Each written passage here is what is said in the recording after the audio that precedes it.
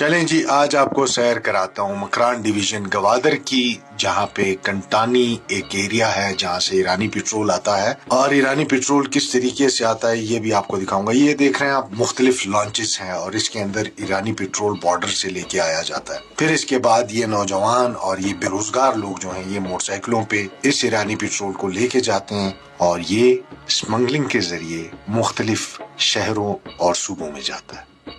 اس کام کو آسان سمجھنے والوں کو میں بتاتا چلوں کہ یہ بہت ہی مشکل کام ہے۔ پیٹرول کی اسمگلنگ 12 سے 1150 کلومیٹر پہلے فاصلہ طے کیا جاتا ہے کوئٹہ شہر تک، اور پھر کوئٹہ شہر سے ملک کے مختلف صوبوں اور شہروں میں فروخت کیا جاتا ہے، اور اس پیٹرول کی پوری قیمت وصول کی جاتی ہے۔ اس پیٹرول کو لے جاتے ہوئے اکثر اوقات بہت سارے ناخوشگوار واقعات بھی پیش آتے ہیں، جس میں بہت ساری قیمتی جانوں کا بھی نقصان ہوتا ہے۔